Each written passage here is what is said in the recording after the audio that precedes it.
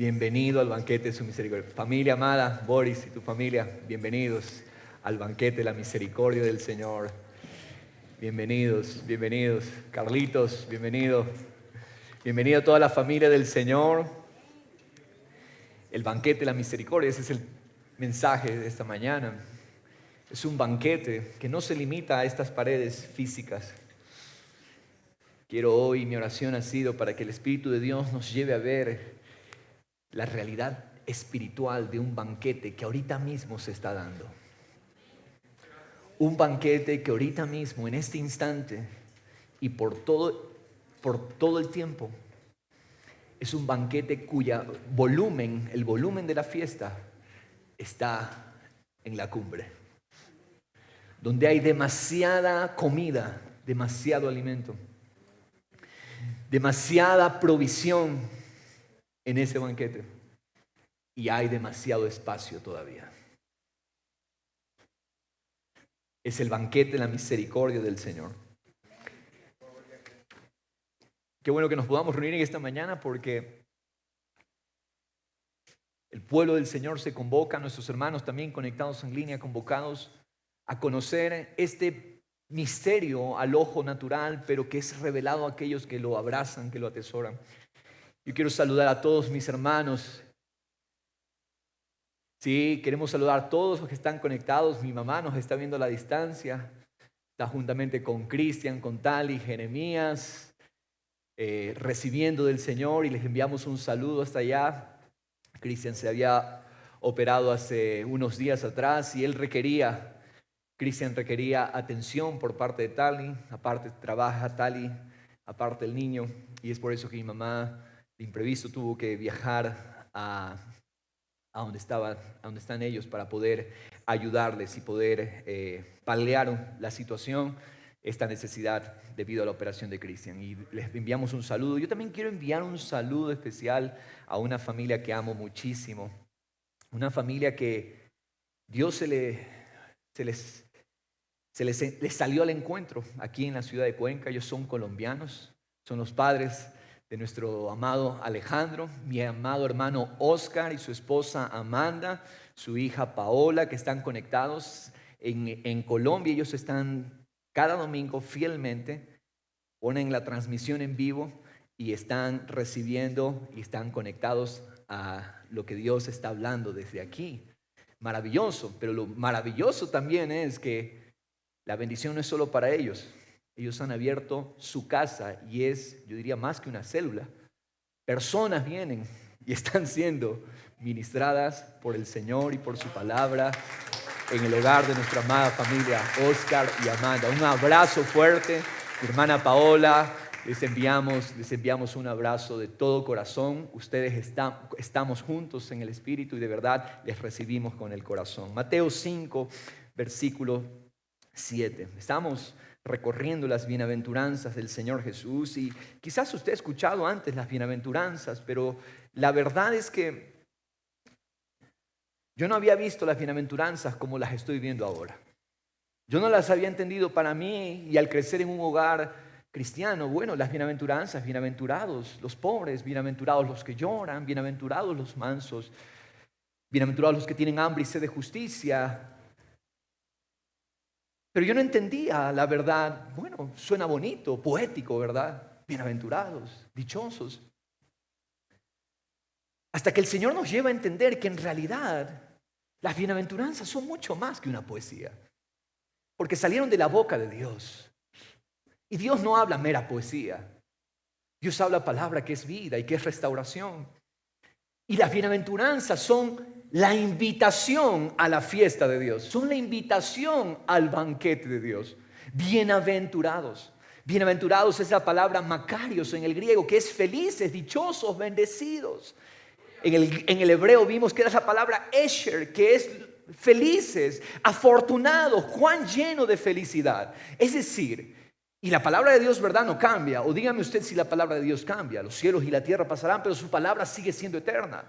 Quiere decir que el bienaventurado de Dios es hoy, y el bienaventurado de Dios es mañana también. El bienaventurado de Dios es el martes, es el miércoles. La fiesta de Dios, la declaración de felicidad de Dios es continua, es todos los días. Y esa es la invitación que Dios nos hace a nuestra alma. Yo tengo que conformar mi alma y decirle: alma, deja las definiciones terrenales de felicidad, porque estamos tan saturados de definiciones naturales de felicidad. Y hemos hablado de muchas de esas definiciones incorrectas de felicidad. Dios nos llamó a definir felicidad conforme el reino de los cielos define felicidad. Hay muchos, incluso gente religiosa me ha venido a decir: pastor, Dios no nos llamó a ser felices. Bueno, cuando yo voy a la palabra, yo veo lo contrario. Felices los que dependen, felices los que lloran por el tesoro verdadero que es Dios, felices aquellos que entregan sus derechos a Dios, son felices. Es decir, si existe la verdadera felicidad, si existe la fiesta continua todos los días, cuando yo traigo a mi alma y le ordeno: alma, olvídate las definiciones temporales de felicidad. Ninguna de esas cosas, alma, te sacia. Dinero, podrás tener todo el dinero, pero no te sacia. Podrás tener todas las posiciones habidas y por haber y no te sacian. El apóstol Pablo es ejemplo de aquello, cuando el apóstol Pablo dice: todas esas cosas para mí en un tiempo fueron importantes, las consideraba de alguna manera ganancia, hasta que me di cuenta, hasta que realmente se abrieron mis ojos, como hemos cantado. Aunque yo no lo pueda ver, quizás no lo estamos viendo, pero llega un momento donde Dios sale a nuestro encuentro y nos hace ver: wow, ¿de qué me he estado perdiendo? Del banquete de Dios. La declaración de felicidad que sí existe en el reino de los cielos. Sí es posible ser felices. Sí es posible vivir una vida de gozo continuo, alineando nuestra alma, trayendo nuestra alma a regocijarse. ¿Cuándo? Cuando yo rechazo las definiciones temporales de felicidad y tomo las definiciones de felicidad del Señor. Es posible, sí existe la vida feliz. De los religiosos, sí existe la vida feliz. ¿Dios quiere que seamos felices? Sí. Dios quiere que seamos felices, tomando su definición de felicidad. Amén. Dios quiere nuestra felicidad. Dios quiere que seamos felices. ¿De qué manera? Rechazando los valores temporales y abrazando sus valores eternos. Y esos son las bienaventuranzas. Y conforme las bienaventuranzas van avanzando, son 9 bienaventuranzas, conforme se van avanzando, son como una escalera. Usted va subiendo la escalera y cada vez va viendo la visión más clara, y cada vez requiere también más entrega, más rendición. Pero déjeme decirle, no es el trabajo nuestro hacer los cambios. Yo me rindo a la declaración de Dios, yo me rindo a su definición de felicidad y le digo: Señor, yo no puedo tener esta felicidad por mí mismo. Solamente nos rendimos y Dios se encarga de hacerlo en nosotros. Él se encarga de hacerlo en nosotros. Por lo tanto, cada una de estas definiciones de felicidad que hemos estado viendo, entonces, tómalas, recíbelas y dile al Señor: Señor, yo no lo puedo hacer. Tú lo produces en mí. Me rindo a tu declaración de felicidad. El versículo 7, veamos, Mateo 5:7, esta es la quinta bienaventuranza. Bienaventurados los misericordiosos, pues ellos recibirán misericordia. Bienaventurados los misericordiosos, porque ellos recibirán misericordia. En la Nueva Traducción Viviente dice: Dios bendice a los compasivos, porque ellos serán tratados con compasión. Una versión que me encanta mucho, no está en español, está solo en inglés, se llama El Mensaje o The Message. Dice así, después de traducirla, dice: son bendecidos cuando ustedes cuidan de otros con interés y atención. En el momento en que estén completamente ocupados cuidando de otros con interés y atención, verán cómo ustedes serán cuidados con interés y atención. ¿Quiénes son bienaventurados entonces? ¿Quiénes son los felices? ¿Quiénes son los dichosos? ¿Quiénes son los que viven la vida feliz? ¿Quiénes son los que viven el banquete continuo todos los días? Los misericordiosos. Ellos son los que viven en la felicidad verdadera. ¿Qué es una persona misericordiosa? Diríamos en primer lugar, quizás el misericordioso es aquel que extiende misericordia. Aquel que se hace un canal de misericordia. Ese es el misericordioso, ¿verdad? Aquel que toma misericordia y extiende misericordia. ¿Cómo es que pueden los misericordiosos extender misericordia? Hace unos semanas atrás habíamos visto que una de las palabras que la Biblia utiliza para la misericordia, para traducir en el español misericordia, es la palabra Gesed. Gesed, no sé si recuerdan, que significa el amor de pacto, el amor inagotable de Dios. Y yo quiero presentarle dos palabras más que también se las suele traducir como compasión, misericordia, que es la palabra Hanán, y de la palabra Hanán viene la palabra Hanún. Son dos palabras, es la misma palabra básicamente, pero la una sale de la otra. Es la misma palabra. ¿Qué significa Hanán? Hanán significa doblar, inclinarse en bondad hacia un inferior, favorecer, conceder, moverse a favor de alguien, compadecerse, apiadarse, mostrar compasión, dar favor, hacer merced. Y la otra palabra que quiero mostrarles es la palabra Rajum. Rajum es otra palabra que se traduce compasivo, misericordioso. Éxodo 34:6 menciona las tres palabras, Gesed, Hanum y Rajum. Veamos estas tres palabras en un solo versículo. Entonces pasó el Señor por delante de él y proclamó: el Señor, Dios compasivo, Rajum. Esta es la palabra Rajum. Dios compasivo y clemente, Hanum.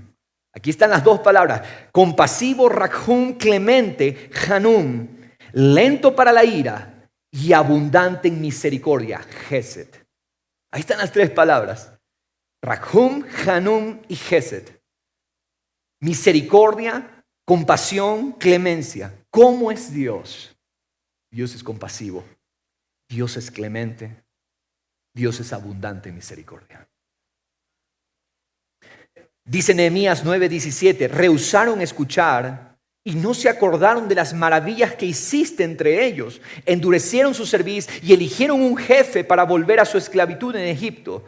Pero tú, a pesar de que Israel se rebeló contra Dios y que una y otra vez querían ellos regresar a Egipto, una y otra vez estaban siempre rebelándose contra Moisés. Pero mire, pero tú eres un Dios de perdón. Qué maravilla con nuestro Dios. ¿Cuántas veces yo he sido tan rebelde al Señor? Pero ¿quién es Dios? Tú eres un Dios de perdón. Ese es su nombre. Tú eres un Dios de perdón. Pero tú eres un Dios de perdón, clemente, Hanum, compasivo, Rajum, lento para la ira y abundante en misericordia, Gesed. Qué maravilla de Dios que tenemos. Lento para la ira. Dios es como una olla, pero que por más que se la calienta, no se derrama. Lento para la ira. ¿Qué significa?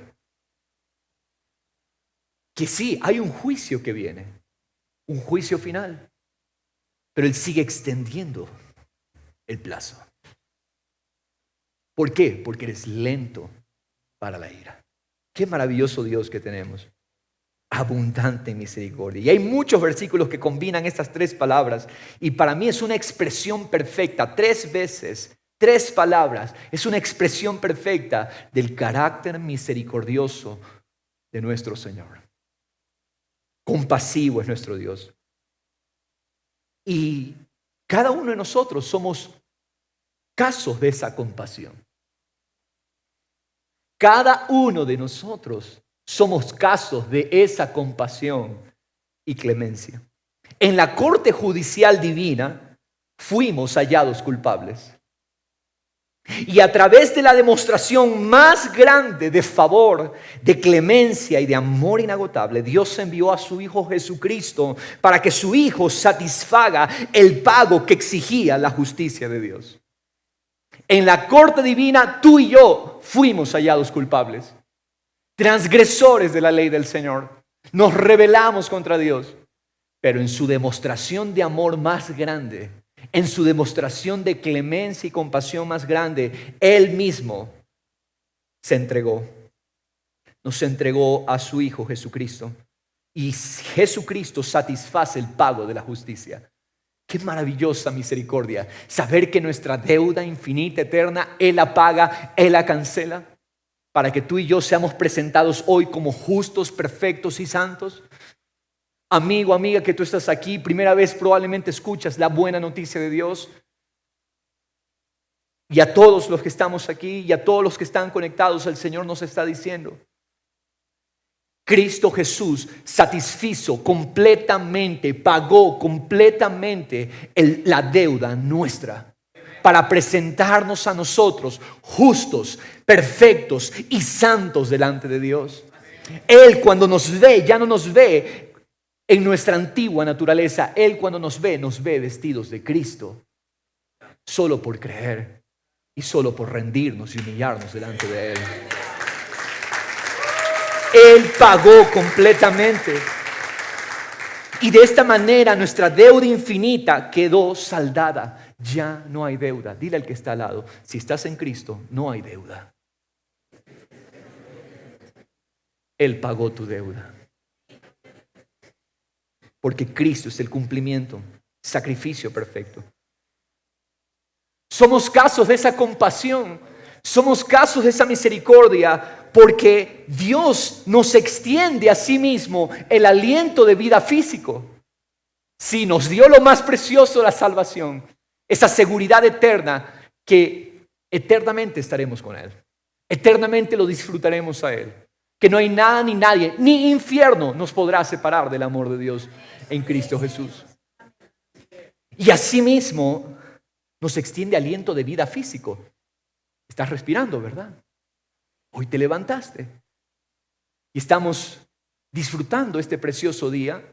Sí, una semana de lluvias, pero hoy día, al menos en esta mañana, está un día bonito, ¿verdad? Y el Señor te da ese aliento de vida para que tú disfrutes. Salmo 104, no lo vamos a leer, pero dice que toda carne toma su aliento de vida del Señor. Y cuando el Señor toma su aliento de regreso es que las almas mueren. Porque de Él viene todo aliento de vida. De Él viene todo aliento. Toda vida. Una muestra de su compasión es que Él extiende los días de su venida. En su amor, Dios no desea que el pecador se pierda y ha extendido lo suficiente el tiempo para el cumplimiento de su promesa. Eso está en 2 de Pedro 3. Dios soporta blasfemias sin interrupción. ¿Cuánta gente blasfema contra Dios día a día? Dios soporta blasfemias sin interrupción en contra de su nombre. Dios soporta rebelión. Dios soporta homicidios. Dios soporta la transgresión continua de su ley porque sus criaturas se rebelan contra Él día tras día. Y Dios soporta eso. Dios soporta eso. Mientras Él espera con paciencia la respuesta de los hombres a su llamado para que sean redimidos. ¿Te imaginas? Eso es compasión. Eso es clemencia. Que Él extiende el plazo. Y muchos dicen, Dios se está tardando. No, no se está tardando.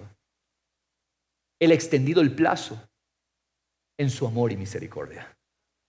Para que el pecador pueda volverse a Dios. Para que nosotros podamos volvernos al Señor. Porque esa es su compasión, esa es su clemencia, ese es su carácter, clemente, paciente.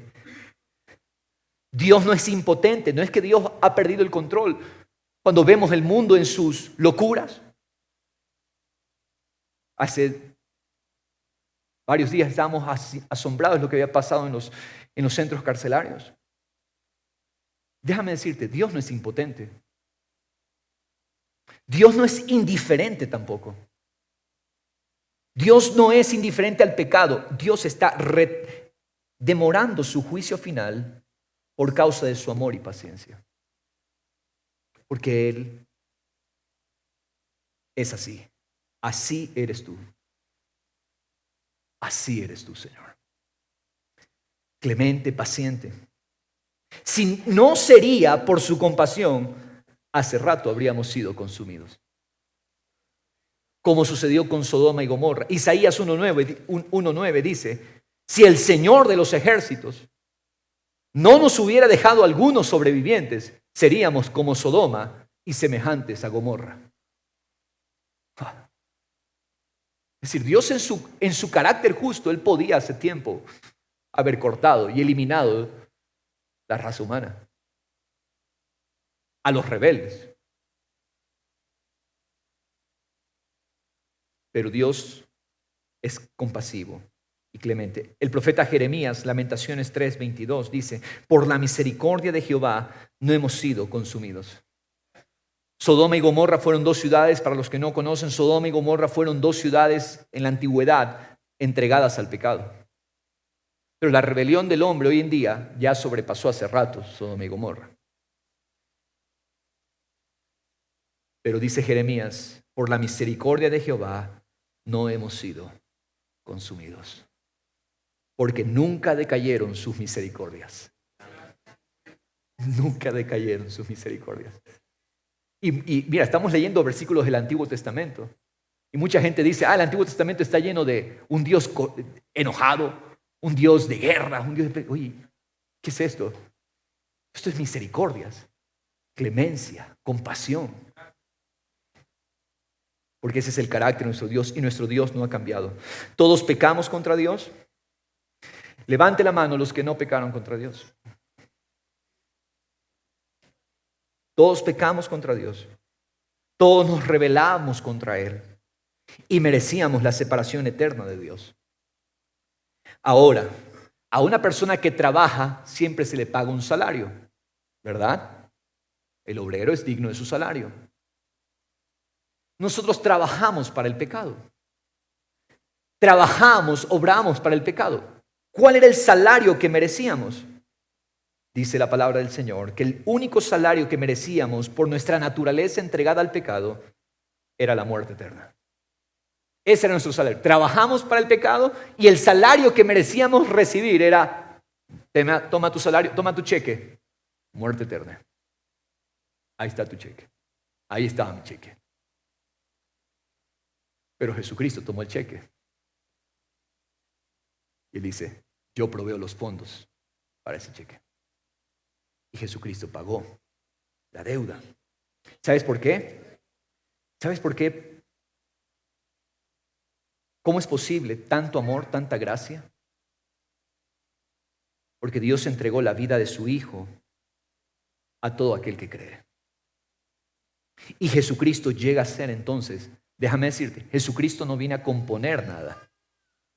Jesucristo no viene a hacer cambiecitos por aquí, cambiecitos por acá, una renovación por aquí, un maquillaje por acá, para que ahora parezcas mejor. No.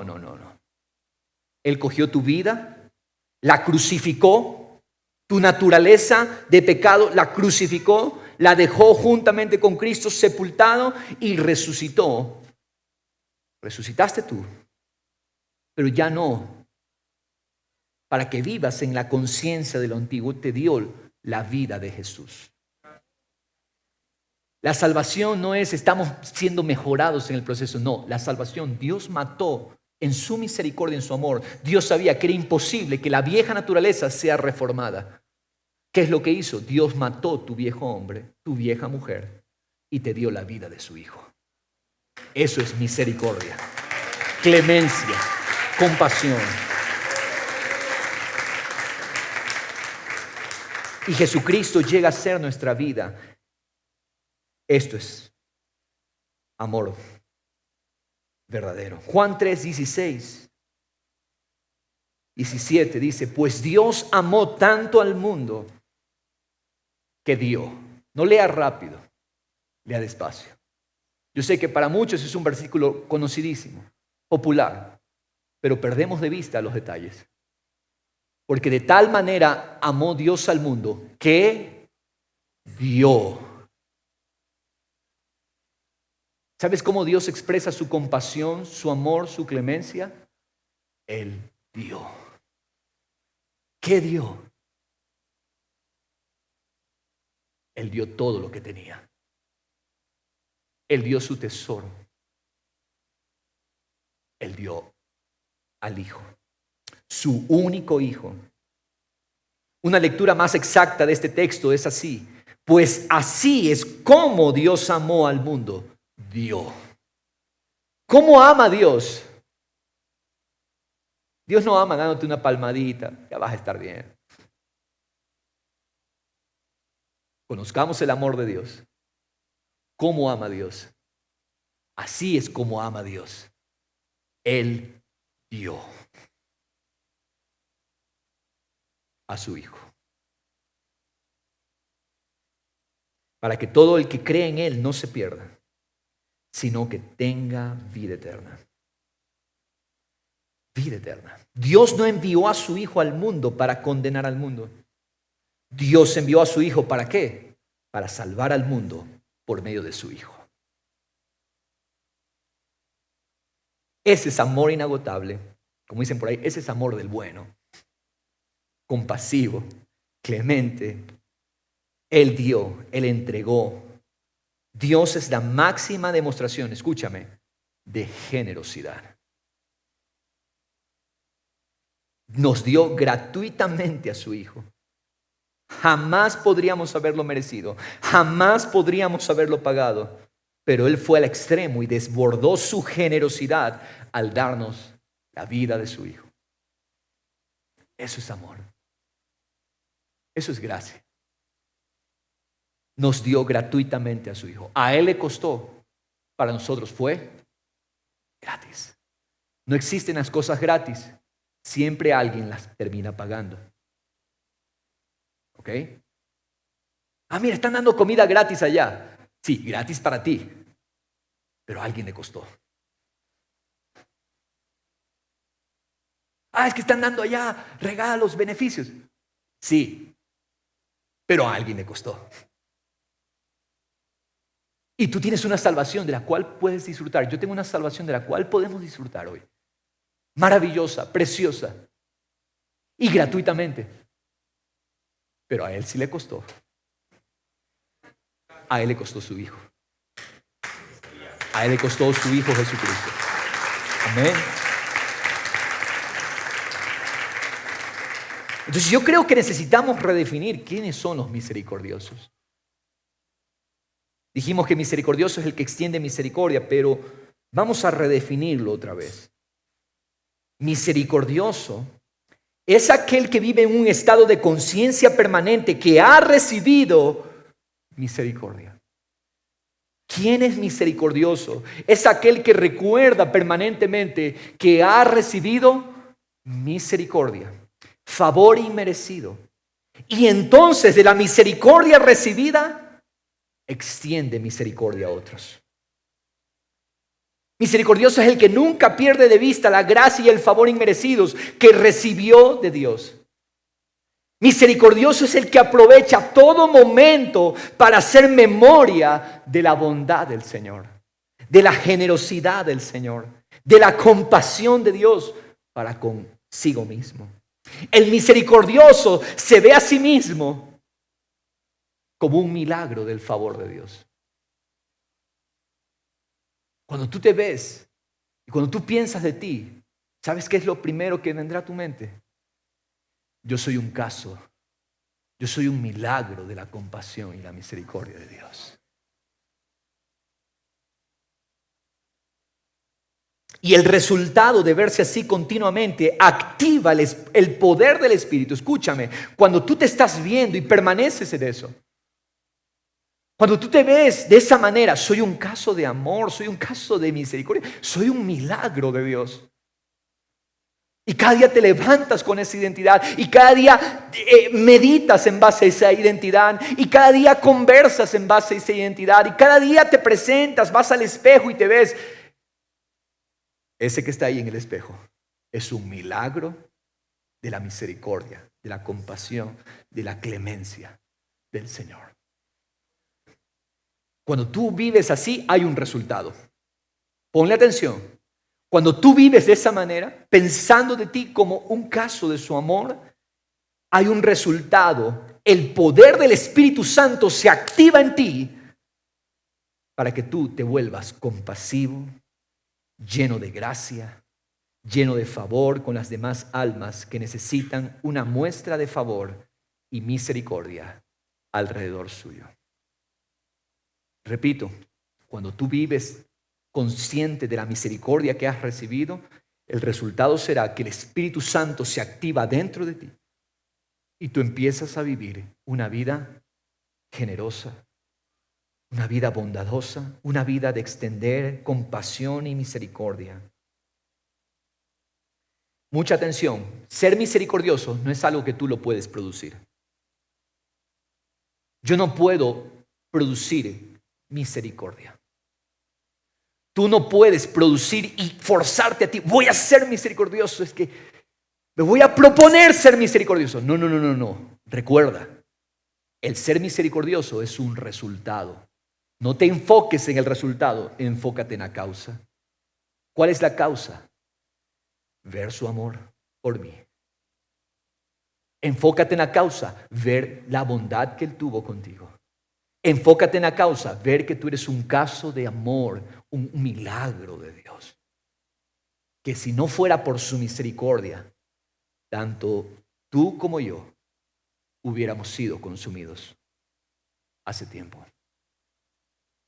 Y probablemente sin conocerle a Él, que es lo peor. Pero Él tuvo compasión de nosotros. Entonces, cuando tú te enfocas en eso, yo soy un caso de amor, y vives deleitado, te metes al banquete y disfrutas el banquete, y cada día vives en conciencia del banquete de misericordia. Por eso el tema de este mensaje es el banquete de su misericordia. ¿Por qué razón? Porque el que vive en el banquete de su misericordia se vuelve misericordioso. Es un resultado, no hay que forzarlo. No hay que presionarlo. Y no, oye, pero es que tienes que ser misericordioso. No. Empieza a fluir cuando nos damos cuenta que nosotros mismos hemos recibido misericordia. Es una cuestión de perspectiva. ¿Quién es el creyente que actuará con misericordia? ¿Cuál es el punto de partida para generar el cambio y empezar a ser misericordiosos? ¿Por qué se nos dificulta ser misericordiosos? ¿Por qué los tiempos que vivimos se caracterizan por ser tiempos fríos? La frialdad. La gente fría, indolente, indiferente. ¿Por qué los tiempos que vivimos son así? ¿Por qué esa indiferencia? ¿Por qué ese egoísmo? Oye, que a mí me restrinjan abrazar y saludar físicamente allá afuera. Los que quieran imponer esas reglas en sus negocios, en sus centros. Pero oye, que la iglesia de Cristo no se pueda abrazar, que la iglesia de Cristo no pueda demostrar su afecto. Oye, perdóname, mi Dios es superior en misericordia, en amor, en afecto, en compasión. Ese es nuestro Dios, ese es nuestro Dios. Y todas esas medidas a la larga tienden a que la gente se vuelva fría, que la gente se vuelva indiferente, indolente al sufrimiento, insensibles. Pero ¿por qué esto de aquí? ¿Por qué este egoísmo? ¿Por qué esta indiferencia? ¿Por qué podemos ver a nuestro hermano sufriendo y me da lo mismo? Es una cuestión de la perspectiva que tenemos de nosotros mismos. Muchos de nosotros no vivimos en la esfera de la misericordia. ¿Por qué? Porque se nos hace difícil creer que nosotros mismos necesitamos misericordia. Y por lo tanto, como no necesito misericordia, no me hace falta recibirla y tampoco me hace falta pedirla. Como creo que no necesito, no tengo necesidad y no la pido. Mateo 9:27 menciona cuando vienen dos ciegos persiguiendo a Jesús. Dos ciegos persiguen al maestro y gritaban y decían, versículo 27, sí. Mateo 9:27. Dos ciegos le siguieron, gritando y diciendo, Hijo de David, ten misericordia de nosotros. Hijo de David, está en exclamación, ten misericordia de nosotros. Jesús, Hijo de David, ten misericordia de nosotros. Y después de haber entrado en la casa, se acercaron a él los ciegos, es decir, insistían. Se acercaron a él los ciegos y Jesús les dijo, ¿ustedes creen que puedo hacer esto? ¿Qué es lo que ellos estaban pidiendo? Ten misericordia de nosotros. Ten misericordia de nosotros, Jesús, Hijo de David. Y Jesús les pregunta, ¿ustedes creen que yo puedo tener misericordia de ustedes? Ellos le respondieron, sí, Señor. Entonces les tocó los ojos, diciendo, hágase en ustedes según su fe. Y se les abrieron los ojos. ¿Por qué ellos pidieron misericordia? Porque están conscientes de su condición. Porque ellos están conscientes que necesitan misericordia. Ellos saben que son ciegos. Ellos saben que necesitan misericordia. Ellos saben. ¿Qué determina que ellos puedan recibir misericordia? ¿Qué es la pregunta que le hace Jesús? ¿Crees? ¿Crees que puedo hacer esto? Porque la confianza en Jesús, la confianza de que Jesús tiene suficiente misericordia para ellos, es lo que los lleva a actuar en fe. No sé si todos me están entendiendo. Hay algo central, clave aquí. ¿Por qué ellos piden? Primero, porque están conscientes que la necesitan. El que no cree que la necesita, no la pide. ¿Por qué ellos van a Jesús? Porque saben que en Jesús hay misericordia. Saben que Jesús tiene misericordia. Y ellos creen que Jesús les puede dar misericordia en su estado de ceguera. Por eso Jesús les pregunta, ¿ustedes creen que puedo hacer esto? Porque Jesús solamente dispensa misericordia a aquel que está consciente primero de que la necesita. Mira, una de las cosas que nos impide vivir en la felicidad de la misericordia, de este banquete de misericordia, es no creer que lo necesitamos. ¿Ya? ¿Por qué vivimos? ¿Por qué nos perdemos la fiesta? ¿Por qué si hay una fiesta todos los días de tanto amor, de tanta misericordia, de tanta provisión, que es la misericordia, el carácter del Señor? ¿Por qué me pierdo la fiesta? Porque no creo que necesito misericordia. Y por lo tanto no la pedimos y no la recibimos. Y peor, podremos dar algo que no hemos recibido. Cuando Jesús se apartó hacia a una tierra fuera de Israel, se fue a una región llamada la región de Tiro y de Sidón. Mientras estaba en esa región que no era de Israel, una mujer extranjera se le acerca a Jesús. Esta mujer era sirofenicia. Se le acerca a Jesús y reconoce que en Jesús había misericordia y le pide ayuda por su hija que estaba terriblemente endemoniada. Eso está en Mateo 15, 21, usted lo puede estudiar. Pero nuevamente, mira el patrón. Esta mujer viene atrás, insistiendo a Jesús. Jesús está avanzando su camino, más atrás vienen sus discípulos y más atrás viene la mujer clamando. Y Jesús está avanzando y la mujer está gritando allá lejos, Jesús, hijo de David. Dice hijo de David, una extranjera conocía el título mesiánico de Jesús. Esa extranjera viene clamando, Jesús, hijo de David, ten misericordia, mi hija está endemoniada. Y los discípulos vienen a Jesús, Jesús, escúchala, por favor, atiéndela porque viene rogando tras nosotros.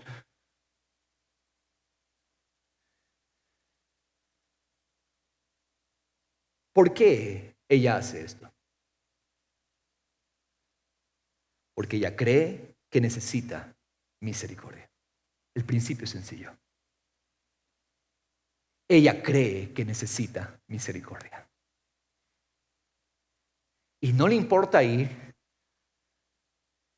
Y bueno, no es el tema, pero Jesús empieza a probarla, a ver si verdaderamente ella creía.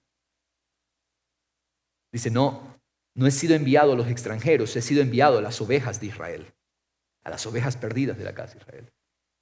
Pero Jesús no es que está siendo malo, indolente. Jesús quiere saber si es que en ella hay verdadera conciencia de que necesita misericordia.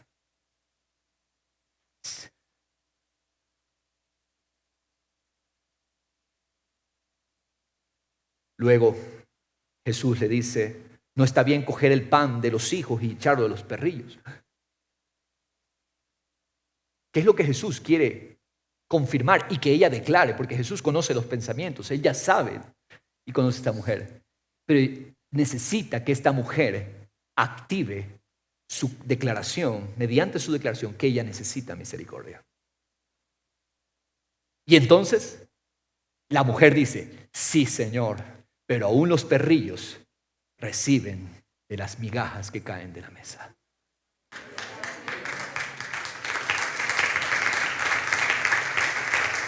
¿Qué fue lo que hizo esta mujer? Ponle atención.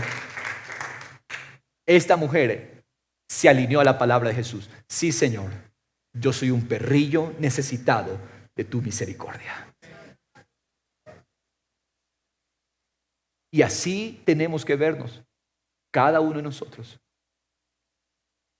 Señor, yo era el más necesitado de las criaturas, la que más misericordia necesitaba.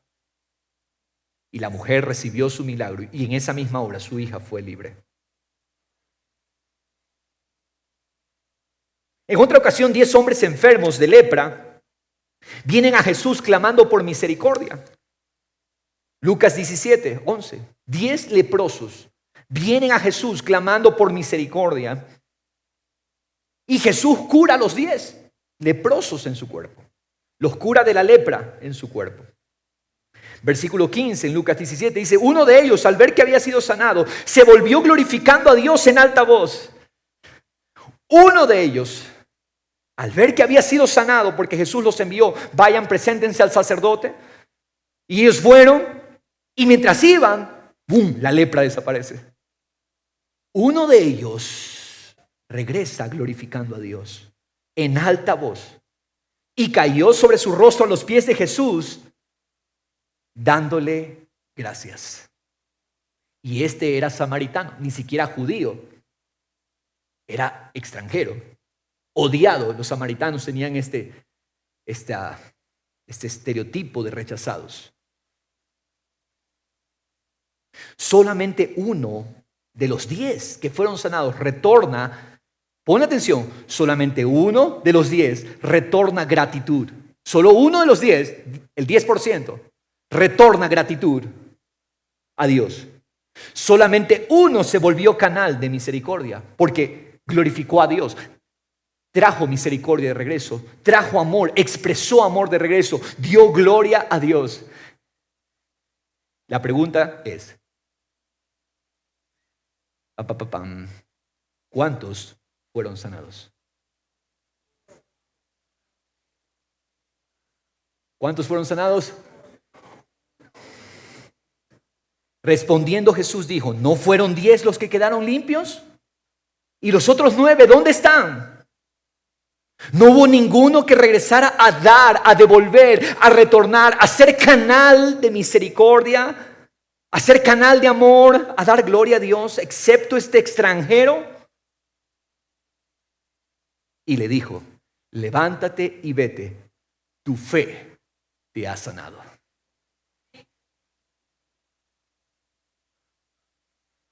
Uno fue sanado. 10 fueron sanados de la lepra en el cuerpo,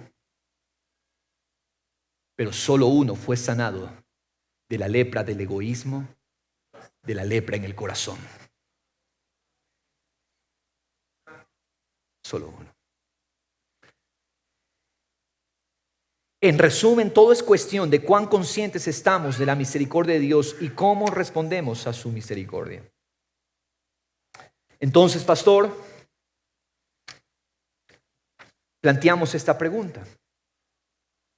¿Quién es el que va a ser mejor canal de misericordia? ¿Quién es el que va a ser misericordioso? ¿Quién es el que va a devolver más gracia? ¿Quién es el que va a devolver más amor?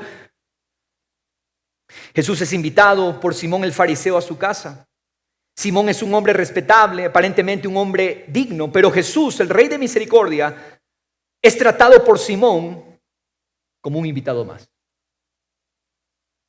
¿Cómo tú invitarías a Jesús a tu casa si Jesús estuviera físicamente? Él está con nosotros, ya vive en nuestra casa todos los días, amén. Pero solamente por el ejemplo, para ilustrar, Jesús está aquí físicamente.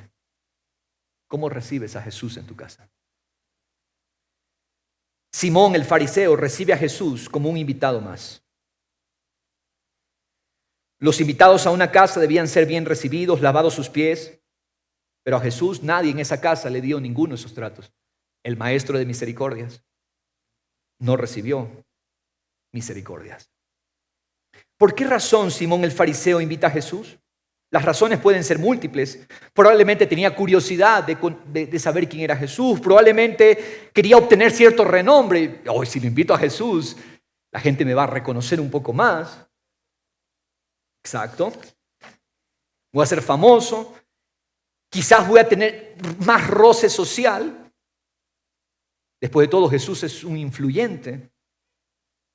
Pero lo que sí no pasó por la mente de Simón fue recibir misericordia de Jesús.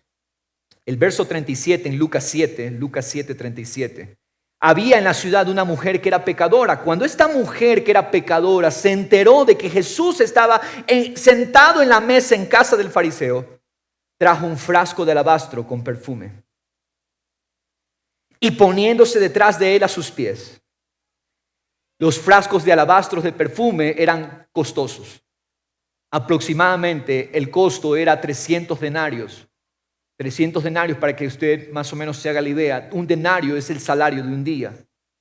300 denarios son 300 días de trabajo, prácticamente un año de trabajo. Esta mujer trae ese frasco de alabastro con perfume. Esta mujer pecadora, mujer de la calle probablemente, trae el frasco y poniéndose detrás de Jesús a sus pies, porque ustedes tienen que recordar o saber que las mesas no son como las nuestras hoy en día, ¿no? Que las mesas, tenemos una sillita, no habían sillas, las mesas eran prácticamente unos centímetros, pocos centímetros retiradas del suelo, la gente se reclinaba, entonces la palabra en realidad no están sentados, están reclinados. Poniéndose esta mujer detrás de Jesús a sus pies, llorando, comenzó a regar sus pies con lágrimas y los secaba con los cabellos de su cabeza. Besaba los pies de Jesús y los ungía con el perfume. Pero al ver esto, el fariseo que le había invitado dijo para sí, o sea, para su adentro: si este fuera un profeta. Pausa. Fíjate cómo se expresa de Jesús. Si este fuera un profeta. Eso no es una honra en lo absoluto.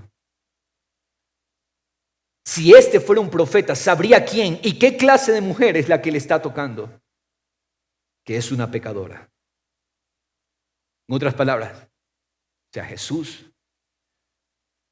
Tú no sabes lo que la ley dice, que aquel que es tocado por una mujer impura queda impuro.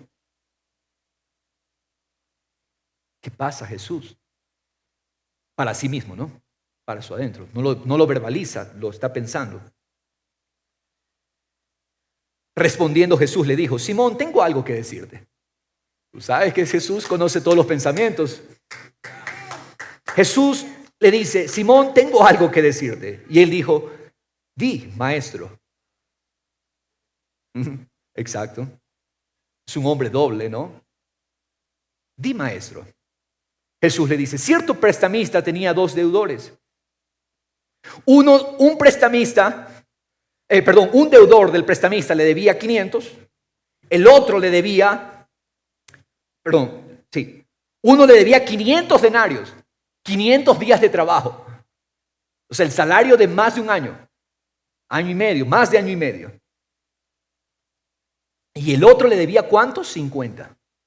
Es decir, 10-1 era la proporción de la deuda que cada uno tenía con el prestamista. El uno debía 500, el otro debía 50. Y no teniendo ellos ninguno con qué pagar, perdonó generosamente a los dos. ¿Cuál de ellos entonces, Simón, cuál de ellos le amará más? Simón responde y dice, supongo que aquel a quien le perdonó más va a amar más. Jesús le dijo, has juzgado correctamente. Y volviéndose hacia la mujer, le dijo a Simón, ¿ves esta mujer? ¿Esta mujer pecadora la ves? Yo entré a tu casa y tú no me diste agua para los pies, pero ella ha regado mis pies con sus lágrimas y los ha secado con sus cabellos. Tú no me diste beso, pero ella desde que entré no ha cesado de besar mis pies. No ungiste mi cabeza con aceite, pero ella ungió mis pies con perfume. Por lo cual te digo que sus pecados, que son muchos, han sido perdonados. ¿Cómo sabemos que han sido perdonados?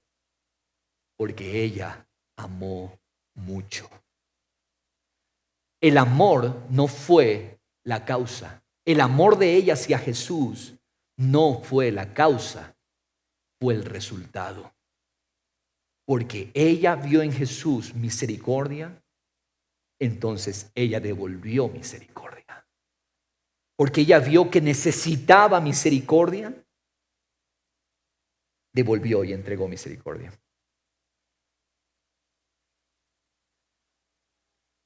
Pero a quien poco se le perdona, ¿qué pasa? Poco ama. Y a ella le dijo, tus pecados han sido perdonados.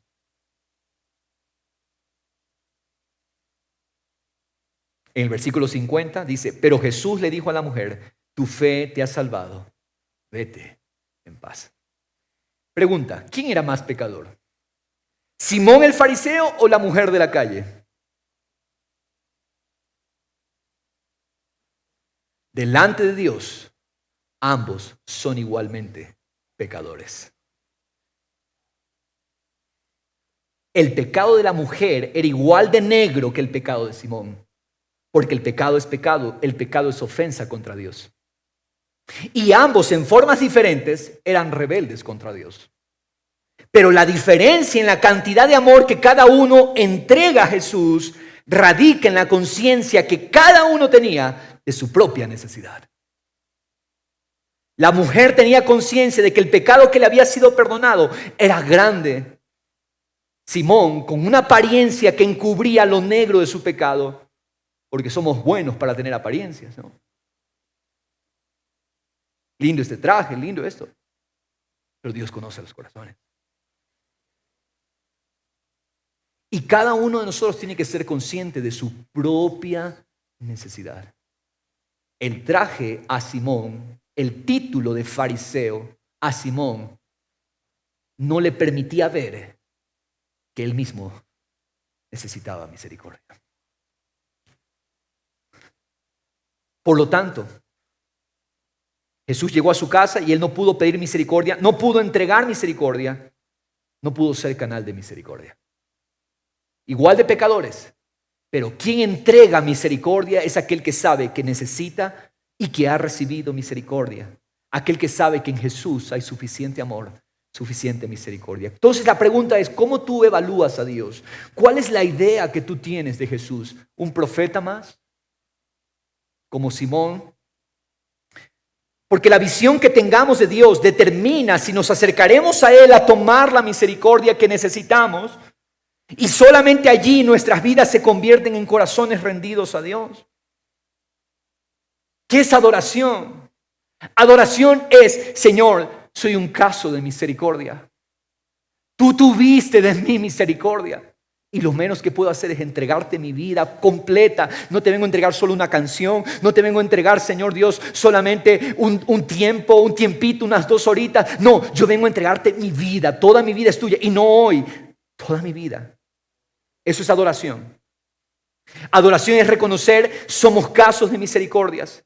Por lo tanto, cuando yo adoro, ¿qué estoy haciendo? Retornando misericordia a Dios al rendir mi vida a Él.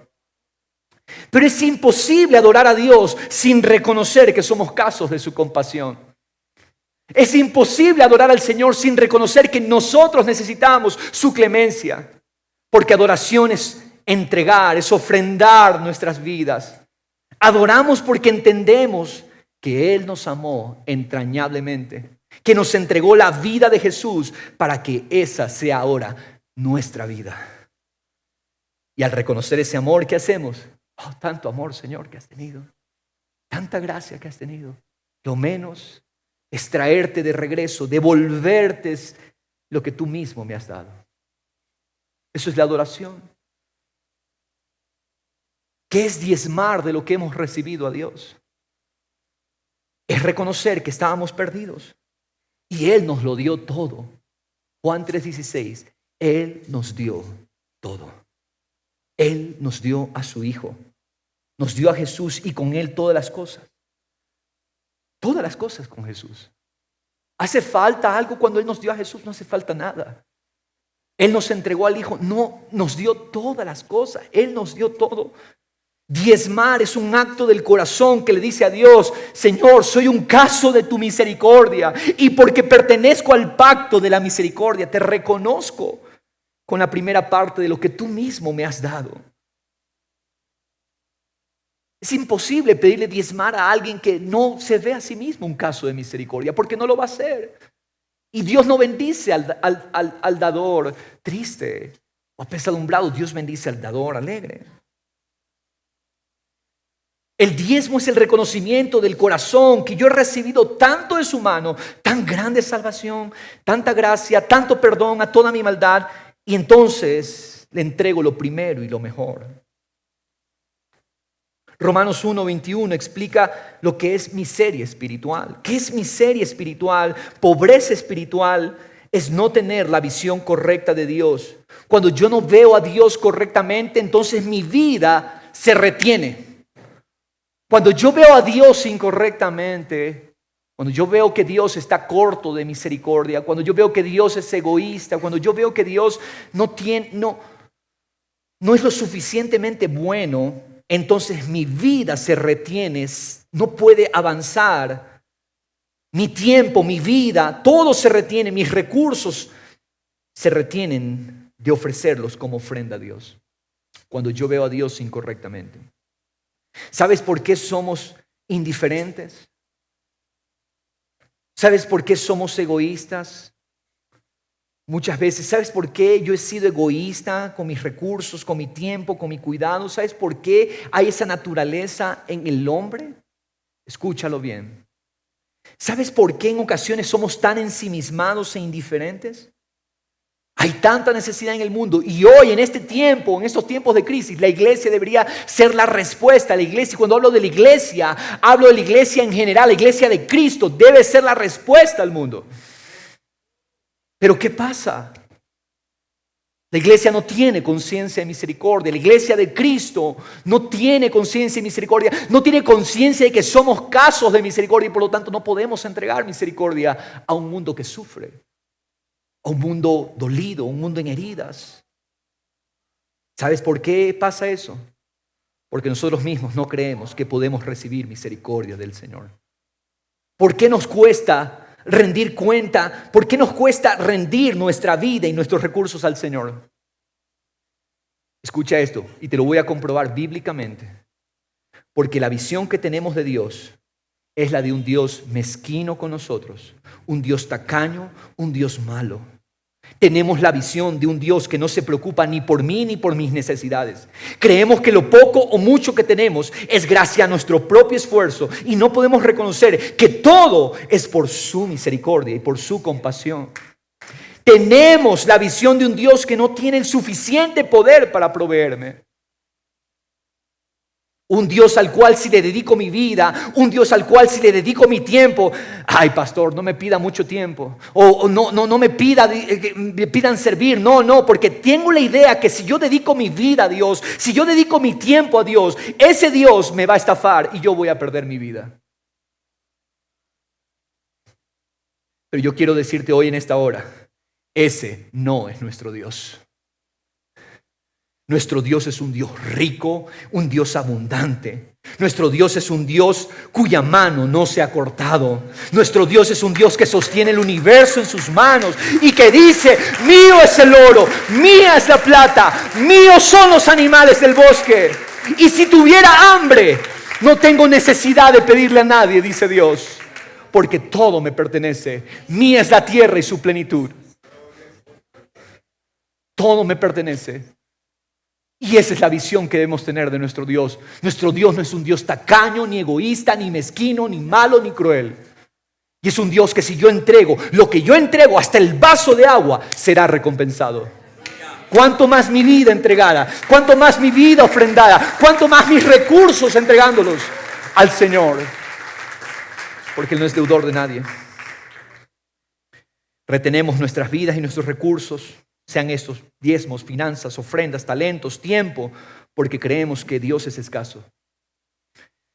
Aquí la prueba bíblica. 3 siervos fueron llamados por su Señor. A cada uno se le dio una cantidad de talentos. La clave es lo que cada uno hizo con esos talentos fue producto de la visión que ellos tenían acerca de su Señor. Te explico. 2 de estos 3 siervos, 2 de los 3, conocían a su Señor, ponle atención, como un Señor fiel, compasivo y como un buen remunerador. No existe, familia amada y hermanos que me escuchan en Liria, no existe cosa que tú hayas entregado al Señor de corazón que Él no recompense y que Él no remunere. Porque Él no le debe nada a nadie. Cuando yo le pedía a mi mamá a veces, o mi mamá venía a mí y dice: Dieguito, préstame ahorita tanto para poder hacer tal pago, cual cosa ya te doy para la tarde y eso. Está bien, va. Le daba. Y ya, pues yo después: mamá, recuerde que le di eso y lo otro. Entonces ya a veces, porque ella estaba ocupada, no me lo daba. En realidad era por eso. Pero ya después dice: sí, ya te voy a dar, porque no me gusta deberle a chiros.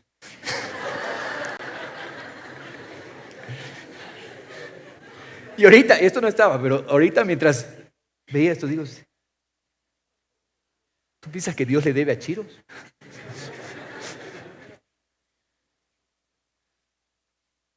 Dios no es deudor de nadie. Ni un solo vaso de agua quedará sin recompensa. Absolutamente nada. 2 de estos 3 siervos conocían a su Señor como fiel, compasivo y un buen remunerador. Mateo 25, 24. ¿Y sabes qué? Estos 2 siervos que conocían a su Señor como fiel, como remunerador, recibieron grande recompensa de su Señor. Pero uno de ellos tenía una imagen distorsionada del Señor. Mateo 25, 24. Pero llegando también el que había recibido un talento, dijo: fíjate la imagen que él tiene. Mira la imagen que él tiene de su Señor. Mira lo que le dice este siervo: Señor, yo sabía que eras un hombre duro, que ciegas donde no sembraste y que recoges donde no esparciste. ¡Wow! Y esa es la visión que tantos tenemos del Señor. Eres duro, Dios, conmigo. Ciegas donde no sembraste, recoge donde no esparciste. En otras palabras, eres un ladrón. Te llevas mis esfuerzos, te llevas mis anhelos. Verso 25, y el resultado: y tuve miedo. Y fui y escondí tu talento en la tierra. ¿Qué hizo con lo que había recibido? Lo escondió. Un talento. Y eso lo escondió. Mira, aquí tienes lo que es tuyo. Pero su señor respondió y le dijo: siervo malo y perezoso. ¿Sabías que ciego donde no sembré y que recojo donde no esparcí? En otras palabras, ¿tú crees eso de mí? Ok. Debías entonces haber puesto mi dinero en el banco y al llegar yo hubiera recibido mi dinero con intereses. ¿Cuál es el banco de Dios? El reino de los cielos. Por tanto, quítenle el talento y dénselo al que tiene los 10. Porque a todo el que tiene, más se le dará. Y tendrá en abundancia. Pero al que no tiene, aún lo que tiene se le quitará. Cuando llegamos a Cuenca hace años atrás, el Parque Calderón estaba en remodelación. Y había una frase que cuando pasábamos por allí, vivíamos en Totoracoche, veníamos para acá al centro, y había un letrero que yo no me olvido, yo tenía 12 años. Dirán muchos. Pero en ese letrero, en el Parque Calderón decía, la mano que da nunca estará vacía.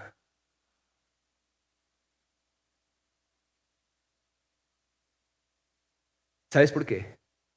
Porque el que tiene y es fiel con lo que tiene, aquel que tiene y es canal de misericordia, se le dará más. Pero al que no tiene, porque no es canal de misericordia, aún lo que tiene, se le quitará. Dios no es socialista. Socialismo dice, quítale al que tiene para darle al que no tiene. No. Dios no es socialista. Al que es fiel haciendo producir, al que es fiel haciendo trabajar, al que es fiel siendo canal de misericordia, vamos a darle más. Nadie se me ofenda.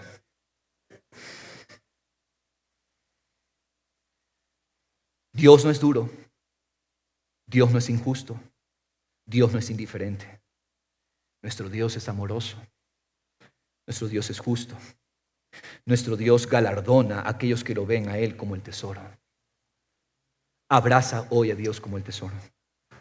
Abraza su misericordia y verás los días más felices sobre la tierra.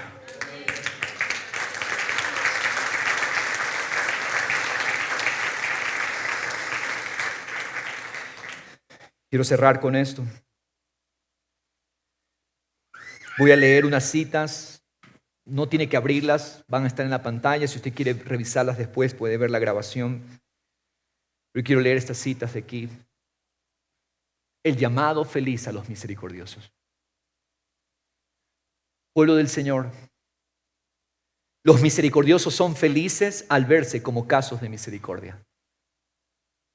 Y entonces, sin perder esa perspectiva de ellos mismos y del favor de Dios, se convierten en canales de misericordia. ¿Misericordiosos para qué? ¿Quién va a ser canal de misericordia? ¿Cómo vamos a ser canales de misericordia cuando estamos conscientes de esa gracia? Para perdonar a aquellos que pecan contra nosotros 7 veces hasta 70 veces 7.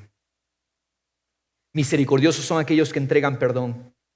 ¿Qué significa 70 veces 7? Las veces que sean necesarias. Tenemos que liberar perdón. No retengas perdón a nadie, porque tú mismo recibiste mucho mayor perdón. Nunca retengas el perdón a nadie.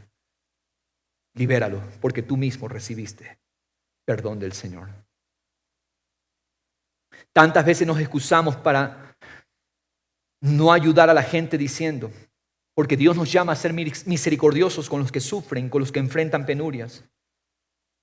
Y entonces nos excusamos diciendo esto. Pero es que Él se buscó eso. Pero es que Él es responsable de esa crisis económica en la que vive. Mira lo que le pasó a esa persona por su mala administración. Sí, ha sido negligente, ha sido mal administrador. Pero la palabra de Dios nos dice que somos canales de misericordia, los que hemos recibido misericordia. Por lo tanto, siempre que tengamos la oportunidad de ayudar, es el llamado de Dios ser misericordiosos. No es tu función retener tu papel misericordioso. Tu función es ser canal de la misma misericordia que tú recibiste cuando tú también estabas en tu testarudez. Pero es que esa persona tanto que se le ha ayudado. ¿Cuánta ayuda nosotros hemos recibido de Dios?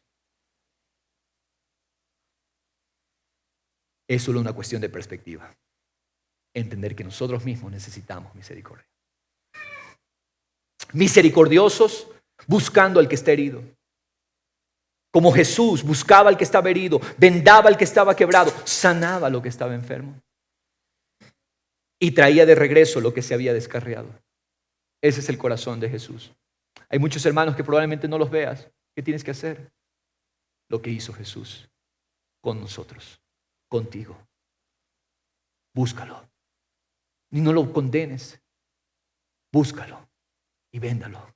Sí, fue negligente. Sí, fue todo. Pero somos casos de misericordia. Y dispensamos misericordia. Ese es el carácter de nuestro Dios. Clemente, compasivo. Misericordiosos con nuestros empleados, con los que nos sirven. Por favor, no existe tal cosa como el jefe cristiano déspota, gritón y tantas cosas. Bienaventurados los misericordiosos que entregan misericordias a la gente que les sirve, a la gente que colabora junto a ellos. Ojo, aquellos que están en posiciones de liderazgo. Misericordiosos teniendo un ojo ciego y un oído sordo para usarlos cuando nos ofenden. De manera que las cosas no nos hagan daño. Porque cuando tú tienes ojo para ver la ofensa, cuando tienes oído para escuchar la ofensa, te vas a herir. Pero cuando tu ojo está ciego a la ofensa, cuando tu oído está sordo a la ofensa, esa ofensa no te va a llegar. Y entonces, ¿qué va a pasar? Gozosamente tú vas a retornar bendición. Vas a retornar misericordia. Lucas 6:31 dice, si aman ustedes a los que los aman, ¿qué mérito tienen? También los pecadores aman a los que los aman. Yo amo a mis panas porque nos llevamos bien y todo eso. Bonito. Los pecadores hacen lo mismo. Aman a sus panas. Si ustedes hacen bien a los que les hacen bien, ¿qué mérito tienen? Porque también los pecadores hacen lo mismo. Si ustedes prestan a aquellos de quienes esperan recibir, ¿qué mérito tienen? También los pecadores prestan a los pecadores para recibir de ellos la misma cantidad. Antes bien, amen a sus enemigos y hagan bien y presten no esperando nada a cambio, sin desesperarse. Vuestra recompensa será grande y ustedes serán hijos del Altísimo. Porque Él es bondadoso con los ingratos y los perversos.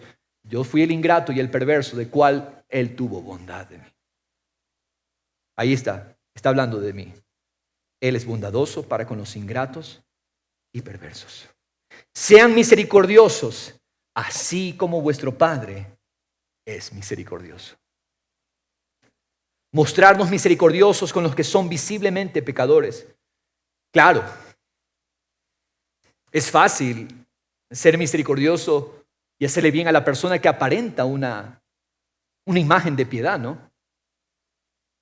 Pero Dios nos llama a ser misericordiosos con los que visiblemente se les ve el pecado. Aquellos que su pecado es evidente, el borracho, la prostituta, el drogadicto, el fornicario, el adúltero. El misericordioso se ha despojado de esa hipocresía, de aceptar como si nada a aquellos que no tienen la imagen de pecador, pero que en el fondo son igual de pecadores que los demás. ¿Cuál es el punto? ¿Qué estoy diciendo aquí? Aceptamos a las personas porque se ven como nosotros, los vemos de alguna manera personas decentes. Pero el mismo amor mostrará al que es visiblemente pecador. Porque ese es nuestro Dios.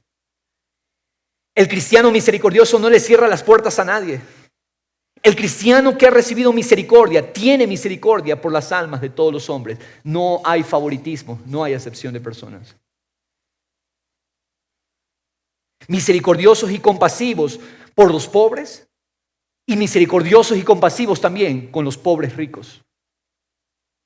Aquellos que creen tenerlo todo pero que no tienen nada. Mostrarnos misericordiosos con todas las criaturas de Dios. Tratamos bien incluso a los animales. Sí, los animales deben servir para nuestro alimento. Yo no soy partidario de esa idea de que vamos a convertirnos en vegetarianos, veganos. ¿Por qué razón? Porque soy bíblico. Génesis 9, Dios le dice a Noé, ahora van a comer animales. Okay. Si alguien dice, ¿cuál es la prueba de comer carne? Ahí, vaya a leer Génesis 9. Pero, aclaro esto, debemos procurar el menor sufrimiento para los animales. Un hombre que se deleite en el sufrimiento de los animales no ha experimentado misericordia. Hay gente que se deleita en ver sufrir a los animales.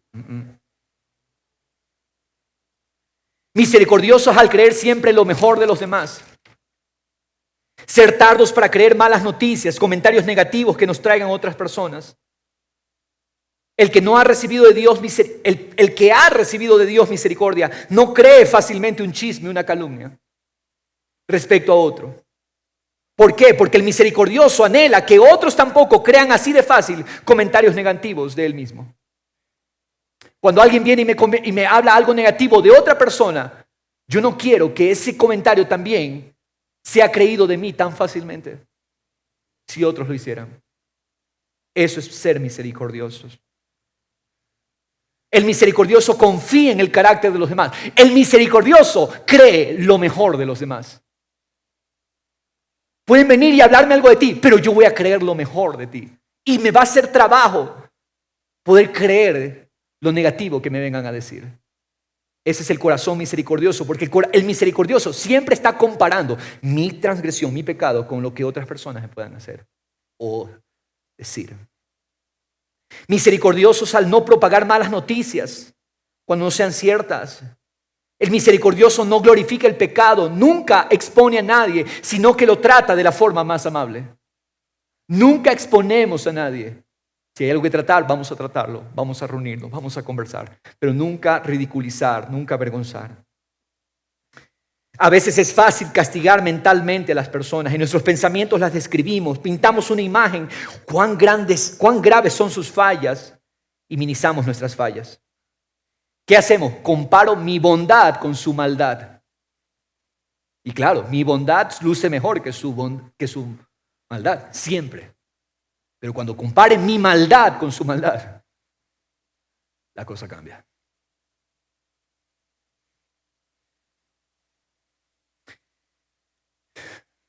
Nos sentimos mejor muchas veces acerca de nosotros mismos. Pero al final del día todos necesitamos la misma gracia del Señor. Tanto el que está en la cima de la montaña, viviendo la mejor vida, como aquel que está comiendo de la basura, ambos necesitan la misma gracia del Padre. Todos necesitamos ese Salvador. Entonces, iglesia del Señor, Salmo 41 dice, bienaventurado el que piensa en el pobre, en el día del mal, el Señor lo librará. Bienaventurado el que piensa en el pobre, Dios lo librará en el día del mal. El Señor lo protegerá y lo mantendrá con vida. Si tú has pensado en el pobre, esa es una promesa fiel. El Señor te guardará en el día de la angustia. El Señor lo protegerá y lo mantendrá con vida y será feliz. Bienaventurado sobre la tierra. No lo entregarás a la voluntad de sus enemigos. El Señor te sostendrá en el lecho de enfermedad. El Señor en tu enfermedad restaurará tu salud. ¿De quién es el llamado de pensar en los pobres? De los que hemos recibido misericordia. No es trabajo del gobierno pensar en los pobres. El gobierno y el socialismo nos quiere robar a nosotros nuestro trabajo. Es el trabajo de los misericordiosos, mostrar misericordia. Esto no es papel del gobierno, es papel de los embajadores del reino de los cielos. Ser canales de misericordia. Y yo quiero dar gloria a Dios y alabo a Dios por todos aquellos que de una y otra manera han entendido este principio. Gloria a Dios por esta iglesia fiel, generosa, dadivosa. Gloria a Dios por las misiones, organizaciones, fundaciones que Dios levanta. Hay un grupo que se levantó hace unos meses atrás, el proyecto GESED, con Belén, Rebeca Mayorga, y un grupo allí que están bendiciendo cada sábado. Está Sergio, no sé si está Sergio acá, y están allí entregando alimento y bendiciendo, y gloria a Dios, porque a eso fuimos llamados. Ese es nuestro papel.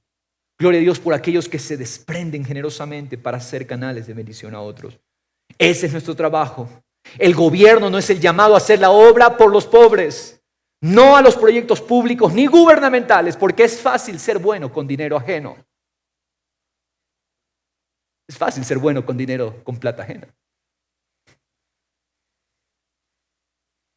La misericordia es entregarte a nosotros para ayudar al pobre, a la viuda y al necesitado.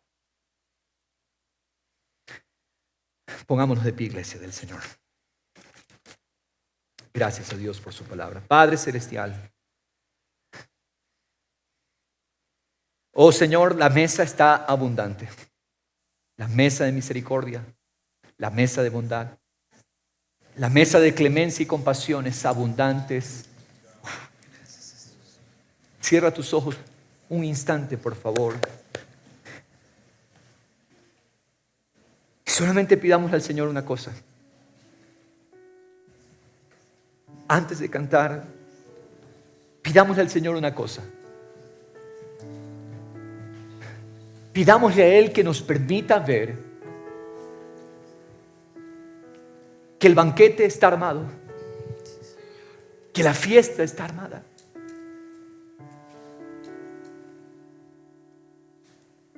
Y que Él nos trajo a su fiesta. Y que Él nos trajo a su banquete de amor, de misericordia, cuando no merecíamos. Como aquel hijo pródigo, como aquel hijo rebelde. Nos rebelamos contra Dios, vivimos lejos de Dios, pero cuando el Padre vio al Hijo de regreso, oh mi Señor, hiciste una fiesta en honor al pecador. Hiciste una fiesta, un banquete en honor al que estaba perdido. Mirad cuán gran amor nos ha otorgado el Padre para que seamos llamados hijos de Dios. Y eso somos. Por eso el mundo no nos conoce, porque no le conoció a Él. Amados, ahora somos hijos de Dios. Y aún no se ha manifestado lo que habremos de ser. Pero sabemos que cuando Él se manifieste, seremos semejantes a Él, porque lo veremos como Él es. En esto conocemos el amor, en que Él puso su vida por nosotros. También nosotros debemos poner nuestras vidas por los hermanos. Pero el que tiene bienes de este mundo y ve a su hermano en necesidad y cierra su corazón contra él, ¿cómo puede morar el amor de Dios en él? Hijitos, no amemos de palabra ni de lengua, sino de hecho y en verdad. Señor Jesucristo, aquí estamos y te vemos mover. Pensamos en el banquete, meditamos en el banquete. Esta es una fiesta que no se acaba hoy. Esta es una fiesta abundante, es una mesa llena, es una mesa de recursos, es una mesa de abundancia. Oh Padre Celestial, gracias Señor Dios. Vamos a cantar unos cánticos, una melodía, y vamos a tomar, porque la mesa está servida.